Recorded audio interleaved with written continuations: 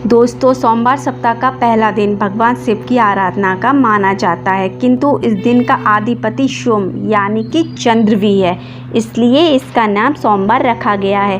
सोमवार के दिन चंद्रमा और शिव दोनों की आराधना की जाती है। सोमवार के दिन शिव जी के लिए रखे जाने वाले व्रत शीघ्र ही फलदायक होते हैं। हमारे हिंदू धर्म में सोमवार के दिन शिव जी को समर्पित किया गया है, किंतु शिव जी के व्रत रखने के कुछ नियम हैं और उन नियमों का पालन आपको भी ज़रूर करना चाहिए। अगर सोमवार व्रत के नियमों का पालन आप नहीं करते हैं तो व्रत को अखंडित माना जाता है और उसका फल भी प्राप्त नहीं होता है, बल्कि शिव जी का प्रकोप झेलना पड़ता है। अगर आप भी शिव जी का व्रत करते हैं तो आपको भी ख्याल रखना चाहिए कि भूल कर भी ये गलतियां आपसे ना हो। सोमवार के व्रत में अन्न का सेवन नहीं करते।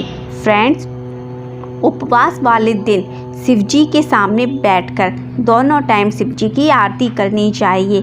शिव जी के सामने अगरबत्ती जलाएं और धूप दिखाएं। घी के दीपक जलाएं। अगर हो सके तो पंचामृत से शिव जी को नहलाएं। कच्चा दूध, दही, घी, शहद, गंगा जल से अभिषेक करें। जो भी मौसम के फल हों वो उन पर चढ़ाएं। हमारे धर्म में जब भी किसी देवता की पूजा करते हैं तो प्रसाद संबंधी कुछ नियम होते हैं। भगवान कृष्ण को जैसे मक्खन का भोग लगाते हैं, गणेश जी को मोदक का भोग लगाते हैं, इसी प्रकार हर देवी देवता की पूजा मंदिर से संबंधित कुछ खास नियम होते हैं। इसी तरह शिव जी पर धतूरा, बेलपत्र, भांग, इत्र, गन्ना, आँख का सफ़ेद फूल शिव जी को बेहद प्रिय है। ये सब चीज़ें शिव जी पर चढ़ाई जाती हैं, किंतु एक से ज़्यादा शिवलिंग घर में रखना वर्जित बताया गया है। यदि आप शिवलिंग की स्थापना करने के बाद शिव जी की पूजा करने वाले हैं तो उस शिवलिंग का आकार आपकी अंगूठी से बड़ा ना हो। बड़े शिवलिंग की पूजा मंदिर में की जा सकती है, घर में नहीं। शिवलिंग की धारा उत्तर दिशा की तरफ होनी चाहिए। शिवलिंग के साथ माता पार्वती की मूर्ति या तस्वीर का होना अनिवार्य है।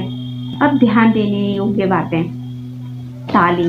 दोस्तों, आमतौर पर जब भी हम लोग जागरण करते हैं, पूजन करते हैं या आरती में शामिल होते हैं, भगवान के गुणगान के साथ तालियां भी बजाते हैं, जो इससे भक्ति मंडली में एकता आती है। मान्यता है कि तालियों द्वारा प्रार्थना के शब्द भगवान तक जरूर पहुंचते हैं। आपको जानकर के आश्चर्य होगा कि धार्मिक मान्यताओं के अनुसार भगवान शिव के मंदिर में ताली बजाना वर्जित माना गया है। इस मान्यता को सुनकर आप आश्चर्यचकित जरूर होंगे, लेकिन ये बात सत्य है। शिव मंदिर खास अवसर को छोड़कर ताली नहीं बजानी चाहिए। कहा जाता है भगवान शिव समाधि में लीन रहते हैं और इस दौरान वो गहरे ध्यान में होते हैं, इसलिए हमें ताली नहीं बजानी चाहिए। फ्रेंड्स, पौराणिक ग्रंथ की माने तो भगवान शिव का ध्यान भंग करना बहुत ही खतरनाक हो सकता है। भगवान शिव ने एक बार कामदेव तक को भस्म कर दिया था, क्योंकि उसने शिव जी के ध्यान को भंग करने की कोशिश की थी।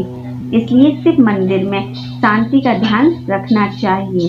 शिव भगवान लगातार जल धारा के नीचे ध्यान लगाकर बैठे हुए होते हैं। ध्यान और समाधि लगाने के लिए वो शमशान हो या कैलाश हो, हमेशा निर्जन स्थान पर ही बैठते हैं। इसलिए कहा जाता है कि शिव जी के पास 3 बार ताली नहीं बजानी चाहिए। ऐसा करने से भगवान शिव जी का ध्यान को भंग करना कहा जाता है। ऐसा भगवान को बिल्कुल पसंद नहीं है। केतकी का फूल।